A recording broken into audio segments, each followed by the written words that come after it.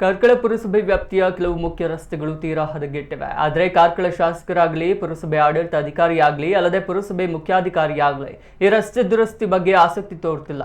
ಇದೇ ರೀತಿ ಪುರಸಭೆ ಅಧಿಕಾರಿಗಳು ಈ ರಸ್ತೆಗಳ ಬಗ್ಗೆ ನಿರ್ಲಕ್ಷ್ಯ ತೋರಿದ್ರೆ ನಾವು ಪುರಸಭೆಗೆ ಮುತ್ತಿಗೆ ಹಾಕಿ ಪ್ರತಿಭಟನೆ ಮಾಡುವುದು ಗ್ಯಾರಂಟಿ ಎಂದು ಪುರಸಭೆ ಸದಸ್ಯರಾದ ಹಾಗೂ ಮಾಜಿ ವಿಪಕ್ಷ ನಾಯಕರಾದ ಅಶ್ಫಾಕ್ ಅಹಮದ್ ಮಾಧ್ಯಮಕ್ಕೆ ತಿಳಿಸಿದ್ದಾರೆ. ಕಾರ್ಕಳ ಮುಖ್ಯ ರಸ್ತೆ ತಾಲೂಕು ಆಫೀಸಿನ ಜಂಕ್ಷನ್ ಬಳಿ ಗಾಂಧಿ ಮೈದಾನ ಆಗಿ ಅಂಚೆ ಕಚೇರಿಗೆ ಬರುವ ದಾರಿ, ಅದಲ್ಲದೆ ಮಂಗಳೂರಿನಿಂದ ಕಾರ್ಕಳದ ಬಸ್ಸು ನಿಲ್ದಾಣಕ್ಕೆ ಬರುವ ರಸ್ತೆ ತೀರಾ ಹದಗೆಟ್ಟು ಸುಮಾರು 4 ತಿಂಗಳಾಗ್ತಾ ಬಂತು. ಈ ರಸ್ತೆಗಳಲ್ಲಿ ಪುರಸಭಾಧಿಕಾರಿ ದಿನಕ್ಕೆ ಒಂದೆರಡು ಬಾರಿ ತಮ್ಮ ವಾಹನದಲ್ಲಿ ಸಂಚರಿಸುತ್ತಾರೆ. ಆದರೆ ಅವರ ಗಮನಕ್ಕೆ ಬಾರದಿರುವುದು ತುಂಬಾ ಆಶ್ಚರ್ಯವಾಗ್ತದೆ. ಅದಲ್ಲದೆ ದಿನಂಪ್ರತಿ ಈ ರಸ್ತೆಗಳಲ್ಲಿ ಅಪಘಾತಗಳು ಆಗುವುದು ಸರ್ವೇ ಸಾಮಾನ್ಯವಾಗಿದೆ. ಕನಿಷ್ಠ ಪಕ್ಷ ಹಾಳಾದ ರಸ್ತೆಗಳ ಹೊಂಡಗಳ ಮೇಲೆ ಒಂದೆರಡು ಲೋಡ್ ಕಾಂಕ್ರೀಟ್ ಅನ್ನು ಹಾಕಿದ್ರು ಸಮಸ್ಯೆ ಸ್ವಲ್ಪ ಮಟ್ಟಿಗೆ ಆದರೂ ಬಗೆಹರಿಯಬಹುದು. ಅದಲ್ಲದೆ ವಾಹನ ಚಾಲಕರಿಗೆ ವಾಹನ ಚಲಾಯಿಸಲು ಹಾಗೂ ಪಾದಚಾರಿಗಳಿಗೆ ನಡೆದಾಡಲು ಸ್ವಲ್ಪ ಮಟ್ಟಿಗೆ ಸಹಾಯವಾಗಬಹುದೆಂದು ಅಶ್ಫಾಕ್ ಅಹಮದ್ ಹೇಳಿದರು.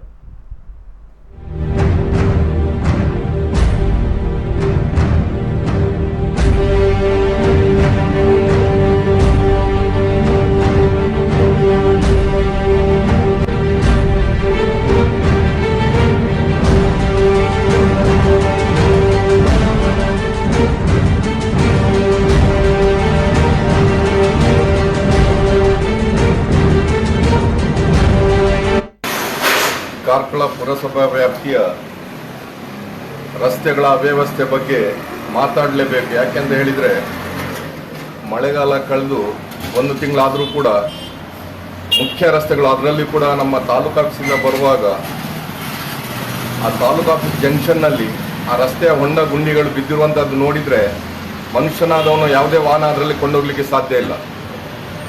ಈ 2 ವೀಲರ್ನವರೇನಿದೆ ಅವರು ತಮ್ಮ ಜೀವವನ್ನು ಕೈಯಲ್ಲಿ ಪಣ ಇಟ್ಕೊಂಡು ಆ ವೆಹಿಕಲ್ಗಳಲ್ಲಿ ಹೋಗಬೇಕಾಗ್ತದೆ. ಆದರೆ ಅದೇ ರೀತಿಯಾಗಿ ಆ ಸಾಲ್ಮರದಿಂದ ತಾವು ಈ ಗಾಂಧಿ ಮೈದಾನ ರಸ್ತೆಯಲ್ಲಿ ಬಂದರೆ ನೋಡ್ಬೋದು, ಆ ಜಲ್ಲಿಯನ್ನು ಬಿಡಿಸಿ ಹಾಕಿದ್ದಾರೆ. ಆ ಪೋಸ್ಟ್